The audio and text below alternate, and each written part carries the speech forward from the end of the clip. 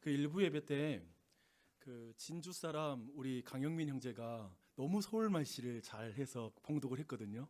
근데 진짜 서울 사람의 봉독을 들으니까 또 비교되네요. 네, 진짜 난 서울 말씨인 줄 알았는데 굉장히 다르네요. 네. 이제 말씀 풀어나누면서 하나님의 은혜를 나누도록 하겠습니다. 1월과 2월 우리는 예배 세우기를 하고 있습니다. 예배라는 주제를 사울 왕과 다윗 왕을 통해서 배우는 것은 굉장히 지혜로운 것 같습니다. 왜냐하면 사울 왕은 예배에서 실패함으로 왕에서 폐위가 됩니다. 예배는 제사장만 주관할 수 있다라고 하나님 말씀하셨는데요. 사울 왕은 직접 자신이 제사를 지내게 됩니다. 하나님을 대리하는 왕이 아니라 하나님을 대신하는 왕이 되려고 한 것이죠. 그래서 이미 이스라엘의 왕으로서 큰 권력을 누리고 있는데 하나님의 말씀, 곧 진짜 왕이신 하나님의 권력까지 탐하는 친위 쿠데타를 일으키게 된 것입니다. 근데 이런 사울 왕과 다윗 왕은 굉장히 대조가 됩니다. 이제 사울 왕이 죽고 나서 다윗이 통일 왕국의 이제 왕이 됩니다. 나라 안팎으로 이제 어느 정도 안정이 되었을 때였습니다. 여러분 그렇잖아요. 모든 정치 지도자는 권력을 잡고 가장 안정을 이루면 자신이 진짜 하고 싶었던 일을 가장 먼저 하게 됩니다. 그 첫 번째 하는 것이 바로 그 지도자의 철학이기도 하고 그의 됨됨이라고 우리는 충분히 이해할 수가 있습니다. 다윗 왕이 가장 먼저 하는 게 뭔지 아세요? 하나님의 궤를 예루살렘으로 옮기는 것. 이것을 다윗은 첫 번째로 하게 됩니다. 오늘 본문을 그래서 저는 세 가지로 나눠서 여러분과 하나님의 말씀 나누려고 합니다. 첫 번째, 거룩하신 하나님 때문에 겁에 질린 예배자 다윗을 함께 살펴볼 것이고요. 두 번째, 춤을 추는 예배자 다윗에 대해서 함께 보도록 하겠습니다. 그리고 세 번째로는 이 겁에 질린 예배자가 어떻게 춤을 추는 예배자로 변화되는지 그 이유를 살피는 걸 세 번째로 하도록 하겠습니다. 이제 첫 번째 보겠습니다. 근데 하나님의 궤가 뭐길래 다윗은 첫 번째로 그의 첫 번째 프로젝트로 그렇게 했을까라는 생각이 듭니다. 모태 불신 가정에 태어난 저로서 하나님의 궤를 제가 처음 접한 건 스티븐 스필버그가 연출하고 해리슨 포드가 주연으로 분했던 한 영화로 알게 됐습니다. 그 영화는 1981년에 이제 개봉한 영화인데요. 잃어버린 성계를 찾아서라는 제목을 가진 영화입니다. 근데 이 영화가 너무 대박을 쳐서 우리가 잘 아는 탐험 영화의 레전드인 인디아나 존스 시리즈의 시작이 된 거예요. 그래서 그 영화 할 때 이 잃어버린 성계를 찾아서가 첫 번째 제목입니다. 근데 이 하나님의 궤는 있잖아요. 여러 가지 별명을 가지고 있어요. 언약궤라고 부르기도 하고 증거궤, 법궤 이렇게 불립니다. 그러니까 하나님의 궤 자체 저 보고 계시죠? 그러니까 길이는 113cm, 높이는 63cm. 그래서 이렇게 직사각형 박스예요. 근데 순금으로 입혀진 아카시아 나무로 만들어졌고요. 그리고 그 뚜껑은 있잖아요. 순금 뚜껑이에요. 그리고 그 외에는 두 그룹, 두 천사가 서로를 날개를 펴서 맞닿아 있는 그것이죠. 그런데 잘 보십시오. 이 궤가 어떤 의미를 기능했을까라는 걸 한번 생각해 봐야 돼요. 민수기 7장 89절에 그 기능이 나옵니다. 이렇게 말해요. 모세가 회막에 들어가서 여호와께 말하려 할 때 증거궤 위, 속죄소 위, 곧 두 그룹 사이에서 자기를 부르시는 목소리를 들었으니, 그러니까 언약궤 위에 그 천사 사이가 왕이신 하나님의 보좌인 것이죠. 그리고 그래서 그걸 뭐라고 부르냐면 시은좌라고 이렇게 부릅니다. 은혜를 베푸는 왕의 보좌라는 이런 의미를 가지고 있습니다. 그래서 이 언약궤는 왕이신 하나님의 임재와 통치를 가리키는 그러한 것입니다. 그래서 하나님의 임재를 상징하기 때문에 사실 이 언약궤는 이스라엘에게 있어서는 그 위치가 굉장히 중요해요. 그래서 광야에서 이스라엘 백성이 행진할 때에는 그 행진하는 군대의 가운데에 위치하게 됩니다. 중심에 위치하게 되고요. 또 언약궤를 앞세워서 요단강을 건너 가나안 땅의 정복 전쟁이 시작되죠. 그때 언약궤를 앞세워요. 또 한편에 여리고성을 정복할 때에는 그 전쟁 가운데 하나님의 궤가 함께 움직입니다. 그래서 이 의미는 뭐냐면 하나님은 우리의 인생에서 삶에서 중심에 모셔야 되고 우선순위에서는 가장 앞세워야 하며 전쟁과 같은 상황 속에서 가장 의지해야 할 분이다 라는 것을 우리에게 말씀하고 있습니다. 그런데 지금 이 하나님의 궤가 이스라엘의 중심부에 실로에 있지 않아요. 예루살렘에서 서북쪽으로 15km 떨어진 기랏 여아림이라는 지역에 지금 하나님의 궤가 있습니다. 여기는 이스라엘의 변방이에요. 주변부입니다. 거기에서 20년 동안 방치 상태로 지금 있습니다. 근데 이걸 우리가 알려면, 왜 이렇게 주변부를 밀려난지 알려면 이 언약궤의 순환사를 여러분 모두 잠깐 알 필요가 있습니다. 일찍이 엘리라는 제사장의 두 아들 더맨더머가 언약궤를 가지고 전쟁터에 나갑니다. 이 더맨더머의 이름은 홈니와 그리고 비나스라는 이름을 가지고 있어요. 이 더맨더머예요. 바보 같아요, 얘들이. 근데 이 블레셋 사람들은 그 전쟁에서 블레셋에게 발음도 안 나요, 그렇죠? 이 언약궤를 빼앗기고 맙니다. 블레셋 사람들은요, 이 언약궤를 다곤 신전 안에 두게 돼요. 이 말이 뭐냐면 이스라엘의 신이 이제 다곤의 소유가 되었다라는 걸 떠버린 거예요. 그런데 그날 밤에 다곤 신상이 박살납니다. 더해서 하나님은 블레셋에 전염병으로 치시는 거예요. 그래서 블레셋의 5 군주가 모여서 이 재앙이 언약궤 때문이라는 걸 알아차리고 나서 겁에 질려서 이스라엘로 그 언약궤를 다시 보내요. 근데 여기에서 다시 보내는 방식이 오늘 이야기의 복선입니다. 어떻게 보내냐면요, 블레셋은 새 수레를 만든 다음에 젖소 2마리를 이용해서 언약궤를 보내요. 그러니까 수레를 이끄는 그 젖소는 이제 벳세메스라는 이제 국경에 있는 한 작은 마을에 도착하게 됩니다. 근데 언약궤가 이 벳세메스에 오니까 그 사람들이 얼마나 신났겠어요, 기뻤겠어요. 이 언약궤는 이스라엘의 중심에 있을 것이 변방에 왔으니까 너무 벅찬 것이죠. 그래서 그들이 제사를 지내고 기뻐해요. 그런데 곧 그들의 노래는 통곡 소리로 바뀌게 됩니다. 언약궤를 들여다본 70명을 하나님이 치신 거예요. 이것도 오늘 본문의 복선입니다.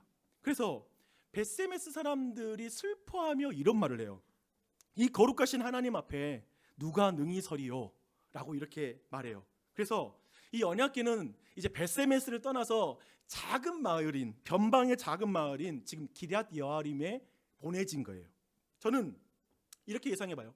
지금 블레셋에서의 일과 또 벳세메스의 일 때문에 벌써 소문이 이스라엘 전체에 딱 퍼졌다라고 생각해요. 그래서 하나님의 궤는 가까이 하기엔 너무나 먼 당신이었을 거예요.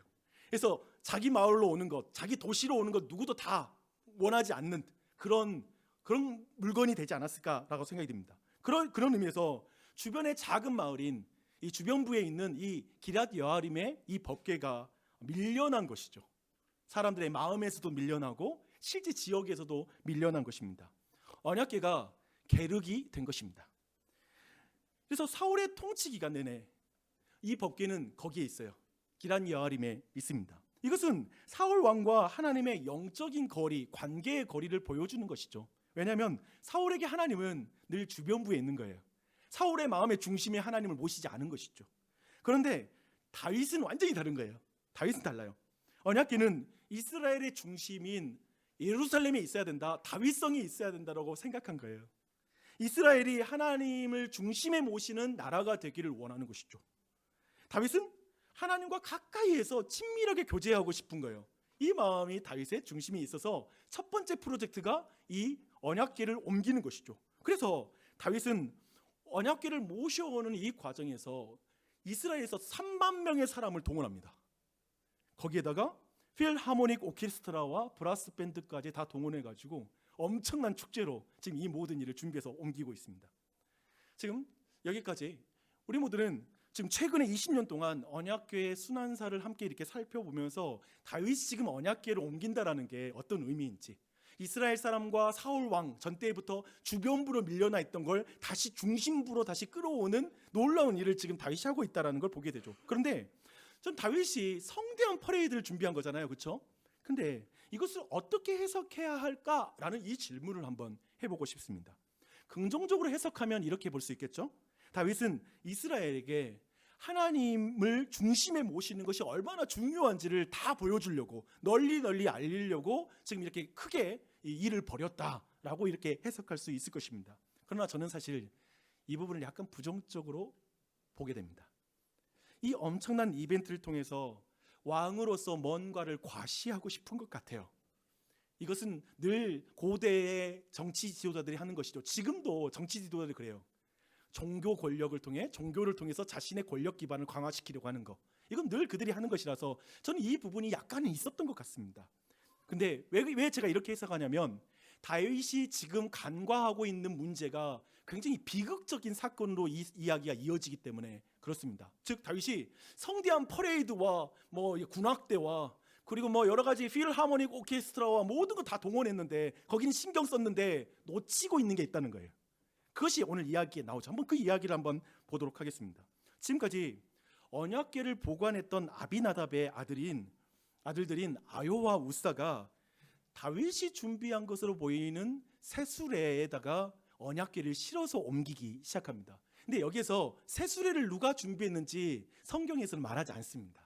하지만 저는 생각할 때 이 새수레는 다윗이 멋지게 준비했을 것 같아요. 여러 가지 준비한 걸 감안했을 때 저는 좀 그렇게 해석해서 오늘 말씀을 나누도록 하겠습니다.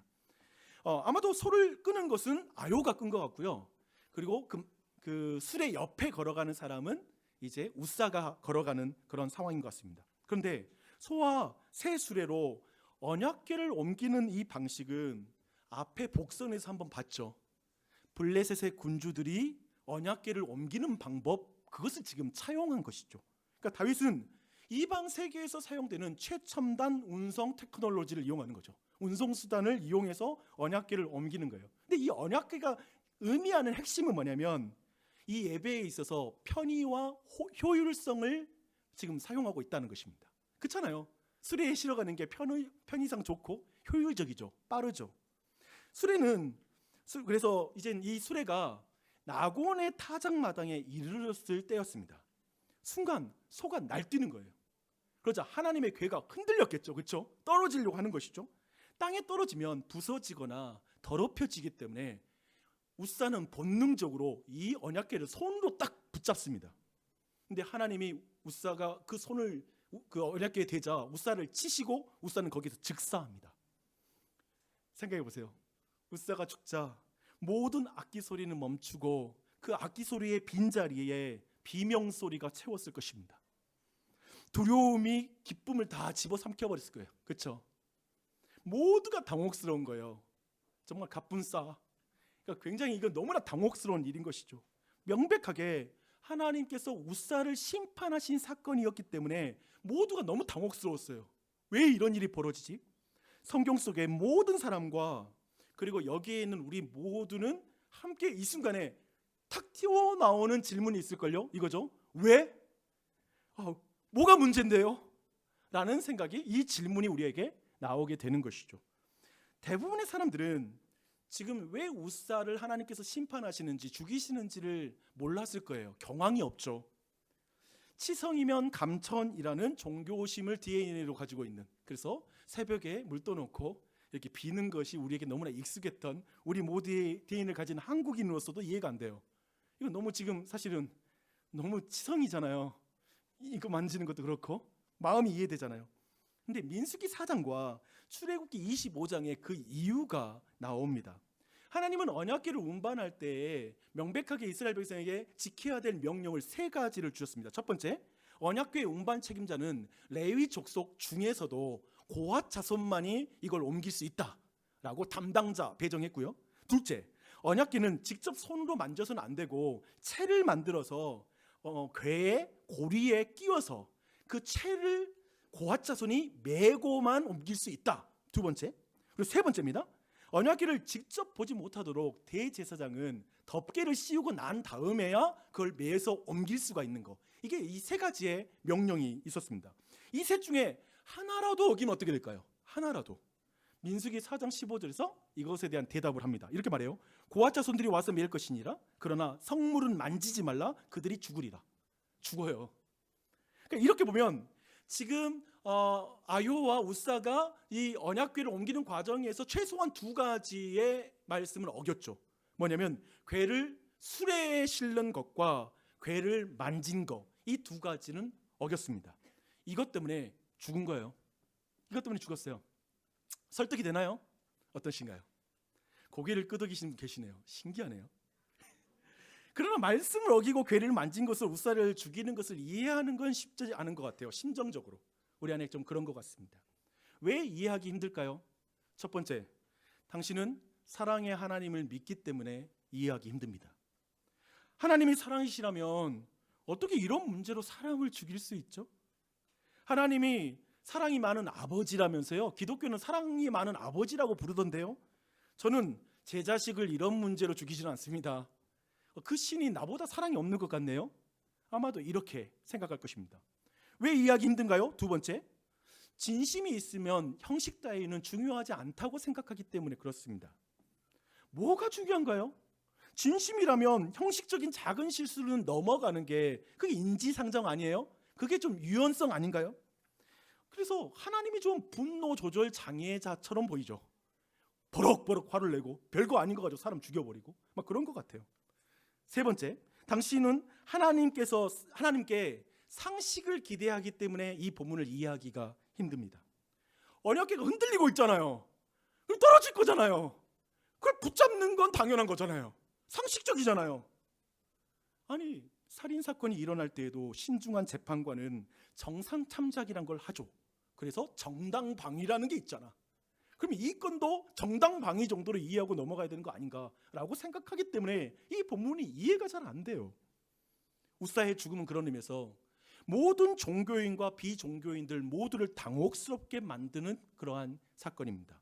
더하여 진지한 그리스도인들을 더 큰 혼돈으로 몰아넣을 수도 있는 사건이죠. 왜냐하면 우사를 죽인 하나님과 죄인을 대신해서 죽으신 예수 그리스도가 연결이 안 되는 거예요. 어떻게 이 하나님 같은 하나님이라고 말할 수 있어? 라고 생각해줘. 그래서 기독교 역사상 많은 사람들이 이런 구약의 본문들을 보면서 결국 이런 결론에 도달한 이단들이 있었습니다. 역시 구약의 야훼 하나님과 신약에서 예수 그리스도를 통해서 만나는 그 하나님은 다른 하나님임에 틀림없어 라고 이런 결론을 내리게 되는 것이죠. 또 한편에 이 자리에 있는 교인들의 대다수는 이렇게 생각할 수 있습니다. 무슨 이유가 있겠지. 근데 너무 바빠서 그거 알아볼 시간은 없고, 그런데 그냥 나는 신약을 자주 읽으면서 예수님 중심으로 그냥 신앙생활 할래. 이런 본문 굳이 보기 싫어. 뭐 이렇게 넘어가는 거. 그렇죠? 이렇게 생각하는 분들도 굉장히 많을 것 같습니다. 근데 정말 이 본문에 대해서 여러분이 잘 묵상한다면 정직한 우리의 마음에 있는 반응은 분노일 것 같아요. 좀 화가 나요.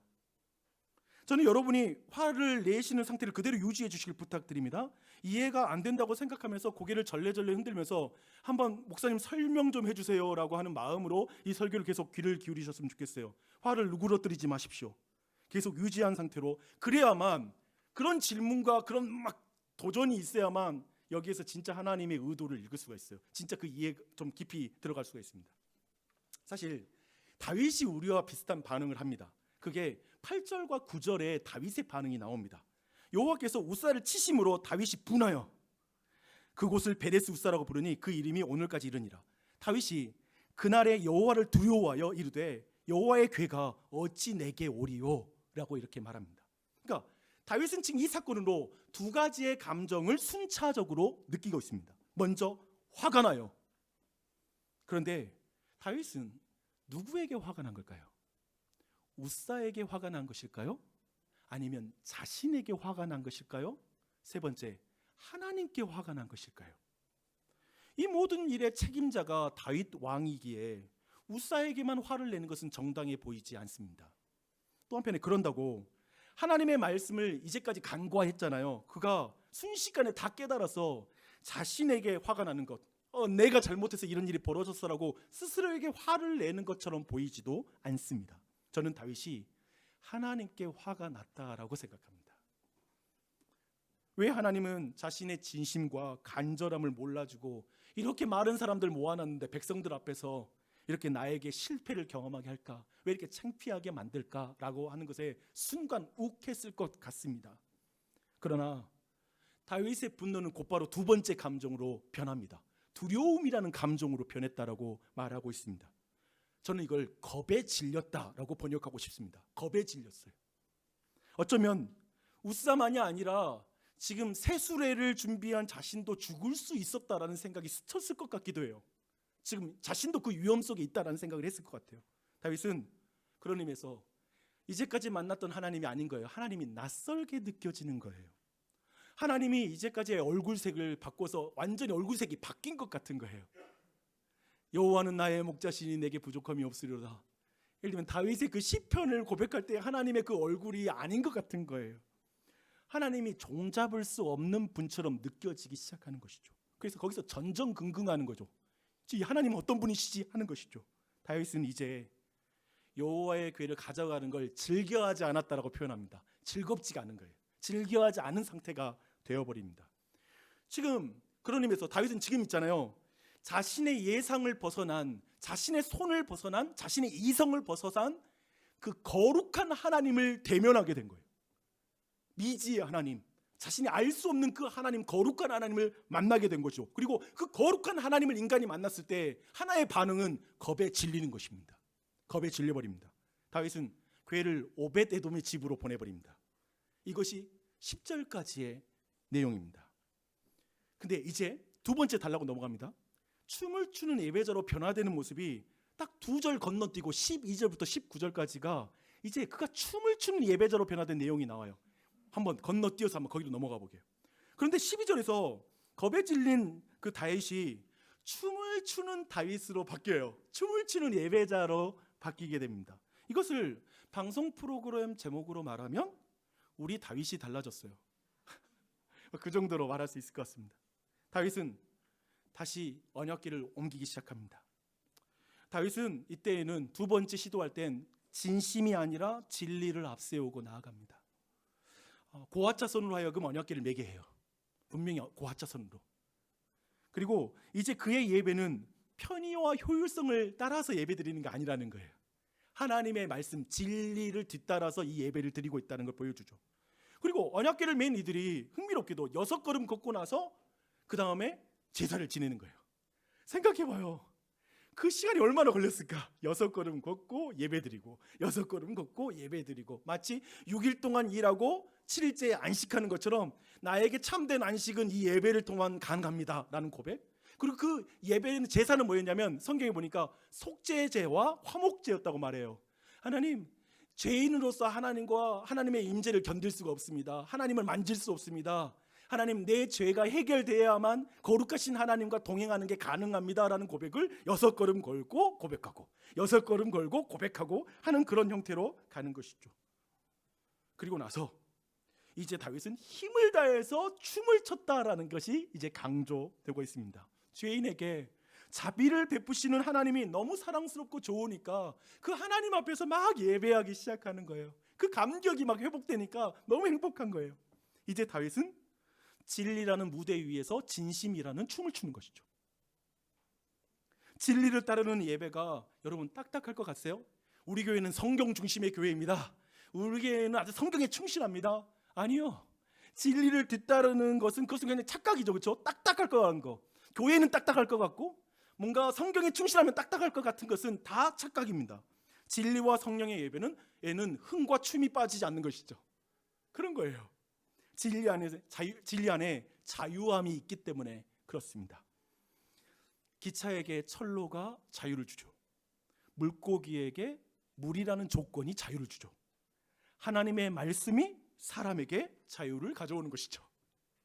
말씀은 우리를 속박하는 것이 아닌 우리 인간을 더 자유롭게 하는 그런 것이죠. 다윗은 이제 이 언약궤를 이용해서 사람들에게 자신을 드러내는 것에 관심 없어요. 그래서 강조되는 게 뭐예요? 그런 사람들의 시선을 전혀 의식하지 않고 하나님의 시선만 의식하는 거예요.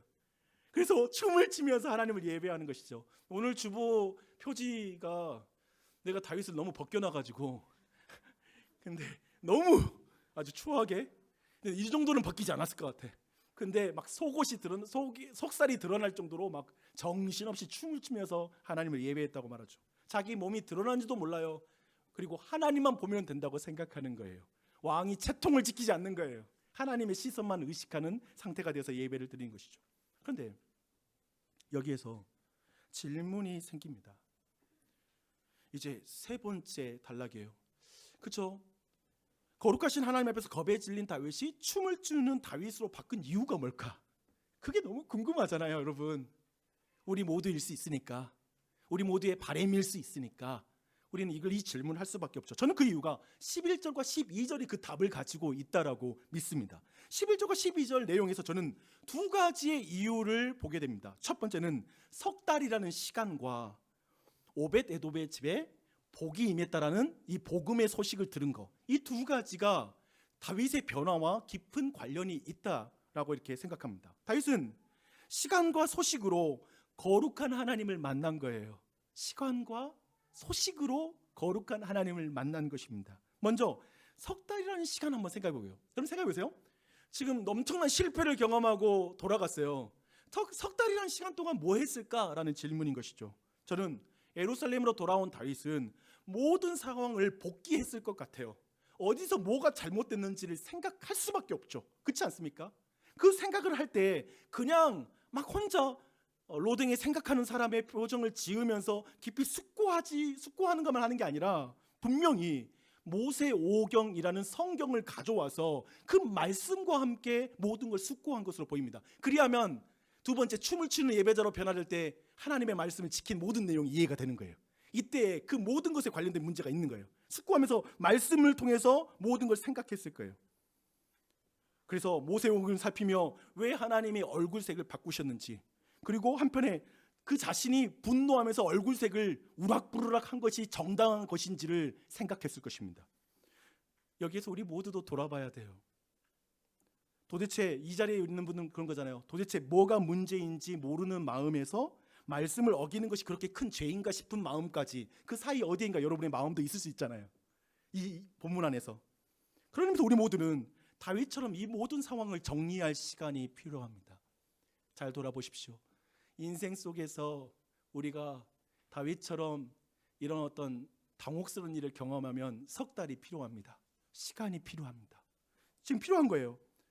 그래서 이제 다윗이 분명히 묵상했을 하나님의 거룩하심에 대한 성경의 개념을 이제 여러분에게 좀 설명하도록 하겠습니다. 이제부터 설명하는 거 여러분 집중하셔야 되는데요. 어려운 내용일 수 있으니까요. 한 번에 다 이해하려고 하지 마십시오. 그런 거 있잖아요.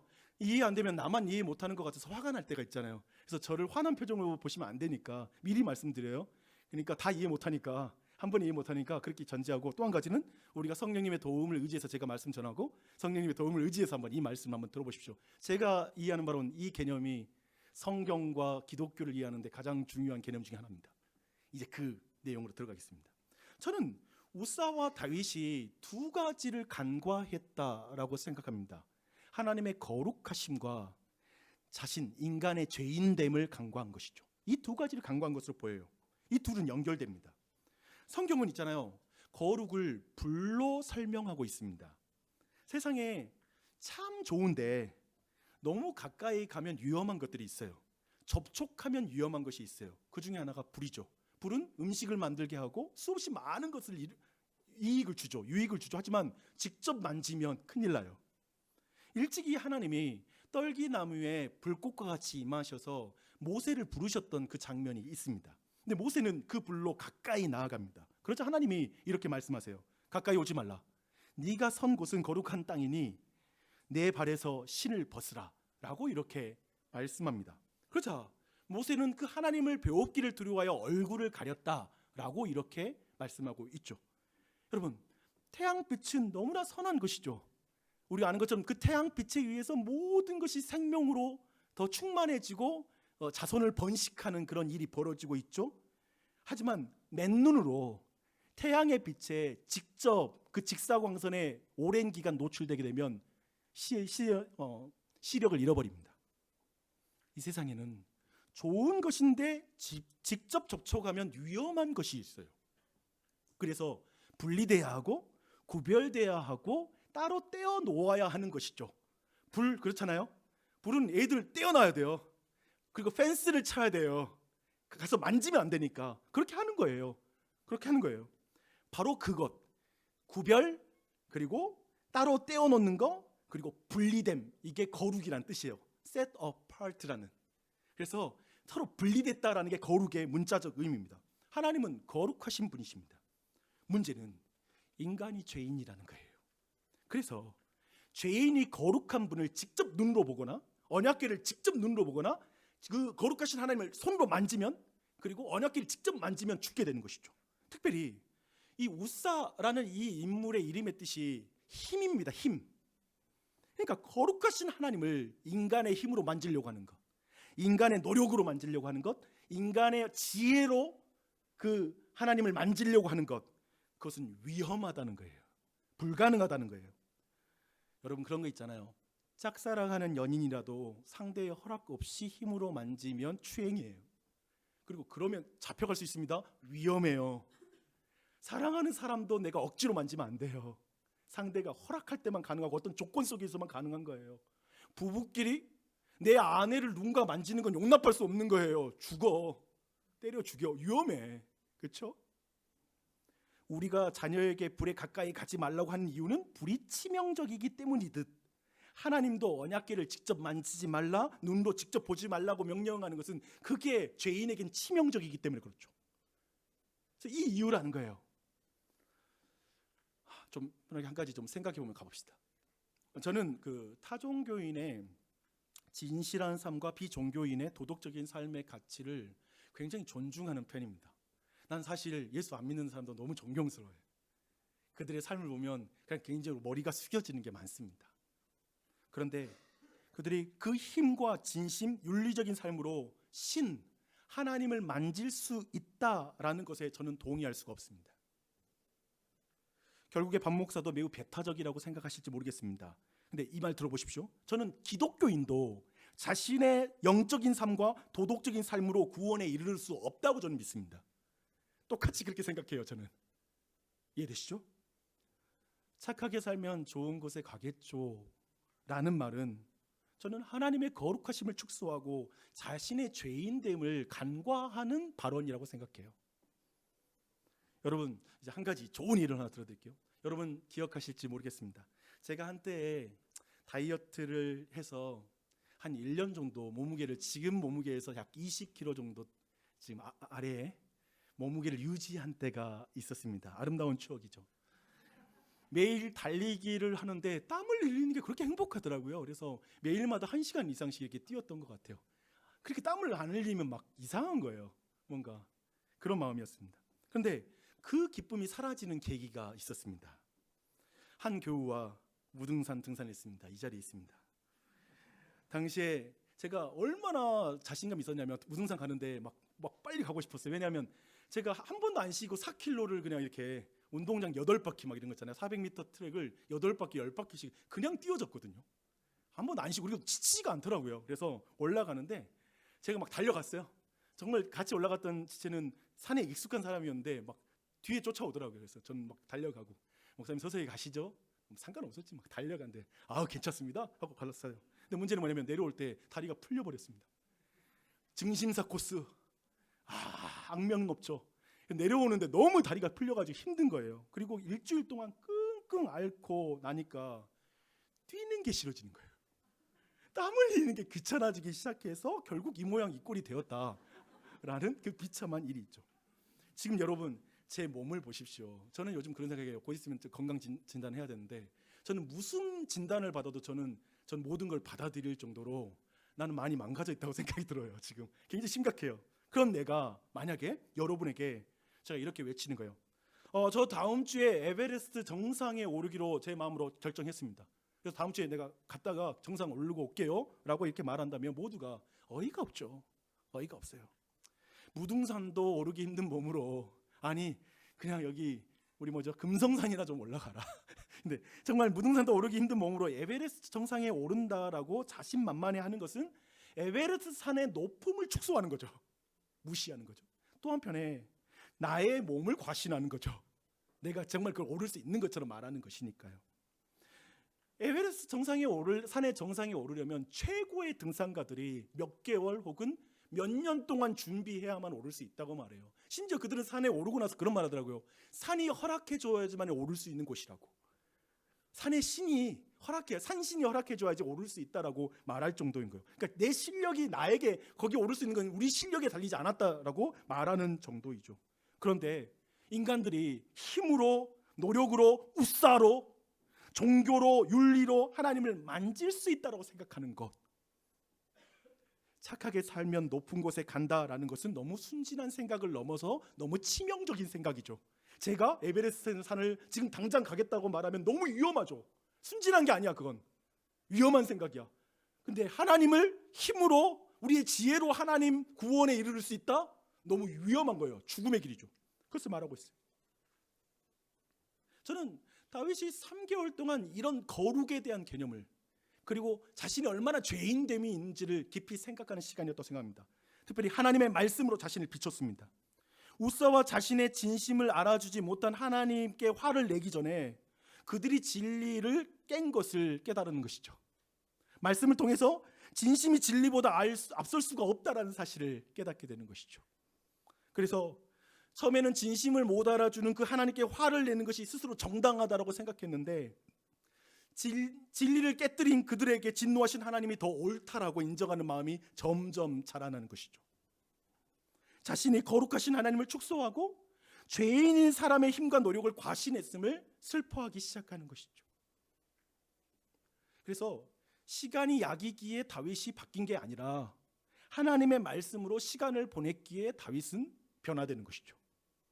그것이 바로 3개월의 의미가 아닌가 싶습니다. 다윗은 그래서 이 모든 걸 통해서 죄책감 속에서 자책을 했을 것 같아요. 스스로 다시 기회가 주어진다면 그 모든 걸 바로잡고 싶다라는 마음도 그 마음에 있었을 거예요. 그렇지 않고는 이후에 이어지는 행동은 이해가 안 되거든요. 너무나 정확하게 움직이니까 다 생각했을 거예요. 그러나 다시 언약궤를 가져올 용기까지는 안 난 것으로 봐요. 그때 다윗을 행동하게 만든 소식 두 번째가 이제 들립니다. 여호와께서 오벳에돔과 그의 온 집에 복을 주셨다는 이 소식을 들은 거예요. 이 소식을 성경은 강조해서 말합니다. 뭐냐면 복 뉴스를 듣고 나서 다윗은 하나님의 길을 기쁨으로 메고 예루살렘으로 갔다라고 그 행동의 이유와 연속성을 복음의 뉴스를 듣고 그가 움직였다라는 걸 강조해서 말하고 있습니다. 도대체 오벳에돔의 집에 복을 주셨다라는 소식이 왜 다윗을 움직이게 했을까라는 이 질문인 것이죠. 이 소식이 바로 하나님의 선하심과 자비하심을 다윗으로 하여금 떠올리게 했기 때문에 라고 믿습니다. 하나님은 가까이 하면 먼 당신이 아니라 가까이 하면 복을 주시는 분이라는 걸 깨닫게 하시는 거죠. 다윗은 그래서 이 소식을 이렇게 듣는 거예요. 내 아들 다윗아, 나는 너와 이스라엘의 중심에 있고 싶구나. 우선순위에서 가장 앞에 있고 싶구나. 너희를 위해 가장 먼저 싸우고 싶구나. 그래서 나는 오벳에돔의 집에 온 집에 복을 주듯이 너와 온 이스라엘에게 복을 주기 원하는 하나님이란다 라고 이렇게 듣는 거죠. 이제 다윗은 하나님을 다윗성으로 데리고 오는, 저 멀리 변방에 있는 하나님 내가 데리고 우리 중심으로 모셔갈게요 라고 하는 그 왕이 아니라 왕이신 하나님을 영접하는 한 사람, 한 예배자가 된 것이죠. 더 이상 그에게는 왕의 모습은 없죠. 그냥 한 예배자로서 그 왕을 영접하는 거죠. 왜냐하면 저는 아까 말한 대로 오벳에돔의 집에 복을 주셨다는 게 다윗을 향한 초청장이었다고 믿는 거예요. 그렇게 해석하는 거예요. 그걸 보는 순간에 하나님의 초청을 느낀 거니까. 그렇다면 왕, 내가 너에게 갈게라고 하나님 먼저 말한 거죠. 그러니까 다윗이 너무나 벅차서 그분을 초대하는 거죠. 그래서 춤을 추면서 초대하는 거예요. 왕을 대리하는 왕으로서 하나님을 모셔드리는 것이죠. 예배자가 된 것이죠. 여기까지 쭉 말씀 나눴는데요, 저는 오늘 이 말씀으로 여러분에게 두 가지 적용을 같이 나누고 싶습니다. 첫 번째는 분노하다가 겁에 질린 이에게 필요한 복음입니다. 먼저 삶 속에서 거룩하신 하나님을 만나 분노하고 계신 분들 계십니까? 여러분의 진심을 못 알아주는 하나님, 그리고 그 안에서 겁에 질린 분들 계세요? 너무 낯선 하나님을 만나서 왜 이렇게 하나님이 나를 대하시는지 때문에 아픈 분들 계십니까? C.S. 루이스의 한 글을 읽어드릴게요. C.S. 루이스는 되게 늦은 나이에 결혼을 하게 됩니다. 조이라는 한 작가, 미국인 작가와 결혼했는데 암으로 그 여인이 얼마 살지 못하고 죽습니다. 너무나 큰 슬픔 때문에 정말 하마터면 신앙을 잃어버릴 뻔했어요.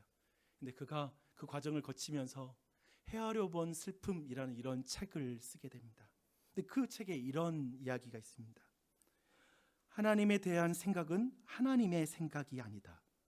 내 생각은 거듭거듭 부서져야 한다. 하나님 스스로 그것을 깨뜨리신다. 그분은 위대한 성상 파괴자이시다. 이 파괴야말로 하나님의 임재의 참된 표지가 아닐까? 하나님은 있잖아요, 우리의 예상을 파괴하는 데 전문가이십니다. 여러분 신앙생활하며 그걸 경험하고 계세요? 다윗의 예상을 깨고 하나님은 낯선 하나님이 되어버리세요. 진심으로 언약궤를 그냥 가지고 오고 싶었는데 그 계획을 다 깨뜨려 버리시죠. 욥의 재산, 욥의 가족, 욥의 건강까지 다 파괴하는 종잡을 수 없는 하나님이시죠. 욥은 절규하죠. 왜 파괴하냐고. 참으로 그분은 이성이라는 손으로 잡았다 싶을 때, 나 이제 하나님 이해했어 라고 말할 때 빠져나가는 미꾸라지 하나님이시죠. 루이스가 말한 것처럼 하나님에 대한 나의 생각은 하나님의 생각은 아니에요. 그래서 하나님은 우리가 쌓은 바벨탑을 무너뜨리십니다. 때론 우리의 계획이 깨집니다. 작은 기대가 깨어집니다. 진심으로 살아간 삶이 깨집니다.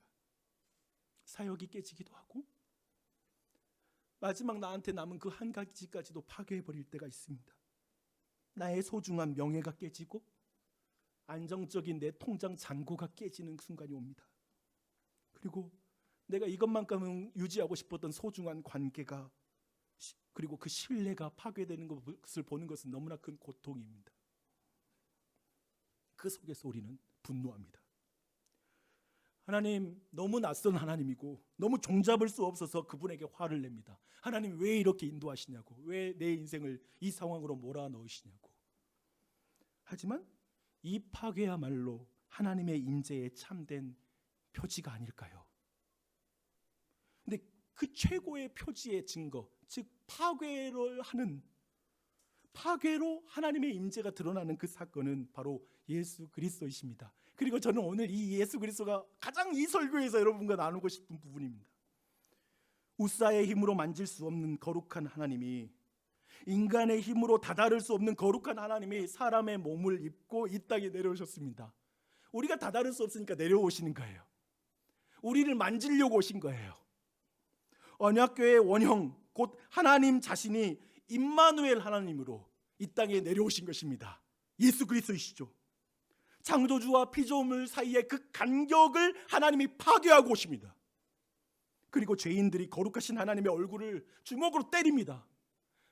거룩하신 임마누엘, 진정한 언약궤를 손으로 대면 그 때린 사람이 죽어야 합니다. 하지만 그는 죽지 않습니다. 하나님이 그를 치셔야 하는데 하나님이 치지 않습니다. 왜냐하면 예수님이 그들을 대신해서 십자가에 달려 죽으시기 때문에 그렇습니다. 로마의 군병들이 예수님을 채찍으로 때립니다. 그 몸을 파괴합니다. 목과 창으로 그 몸에 구멍을 냅니다. 그렇게 냈던 로마의 군병과 사람들이 파괴돼야 마땅합니다. 그러나 하나님은 그렇게 하지 않습니다. 왜냐하면 아드님이신 예수님이 십자가 위에서 아버지 저들의 죄를 용서해 주십시오, 저들이 자기가 하는 일을 알지 못합니다 라고 기도했기 때문에 하나님은 그들을 치지 않으십니다. 예수님은 십자가 위에 그냥 머무십니다. 왜냐하면 그래야 죄와 사망을 파괴할 수 있기 때문에 그렇습니다. 이렇게 보면 성육신부터 부활까지 예수 그리스도의 모든 파괴야말로 하나님의 임재입니다. 하나님의 임재입니다. 여기 이 자리에 깨어진 삶 속에서 분노하는 분 혹시 계십니까? 파괴된 계획 속에서 하나님이 멀게만 느껴지는 분 계십니까? 어쩌면 어떤 자리에서 이렇게 말할 수 있겠죠. 여기까지 하나님이 사랑하신다고요? 이 상황 속에서도 하나님이 사랑하신다고요? 언제까지 나를 사랑하세요? 누구까지 하나님이 사랑하세요? 저 사람까지요? 이런 나까지도 하나님이 사랑하신다고요? 나 같은 인간은 하나님을 받아주실 수 있을까요? 그렇게 묻는다라면 여러분의 모든 생각을 깨고 파괴하고 예수님이 들어오실 것입니다. 하나님의 사랑은 당신의 생각과 다릅니다. 거룩한 사랑입니다.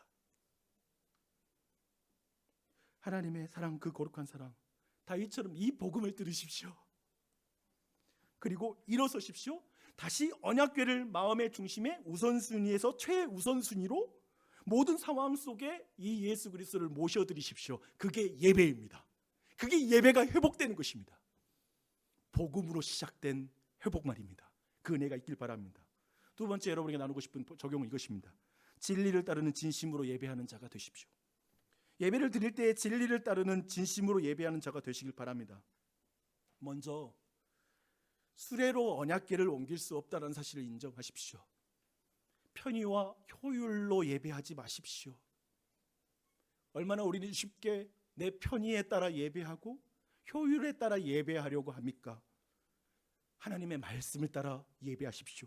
특별히 이 자리에 있는 모든 부모 여러분, 수레로 언약궤를 옮기는 예배를 자녀로 하여금 배우도록 하지 마십시오. 예배 시간 지키십시오. 여러분, 그것까지 대물림할 필요는 없죠. 돈을 물려주세요.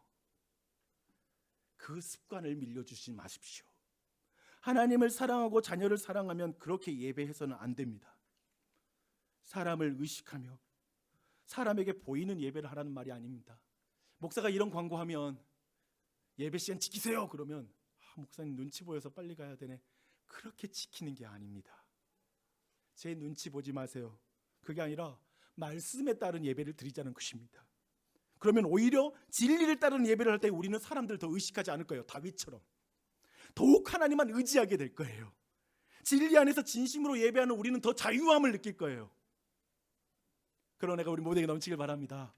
거룩하신 사랑의 하나님을 춤을 추며 예배하는 우리 교회가 되길 간절히 소망합니다. 그게 다윗의 예배입니다.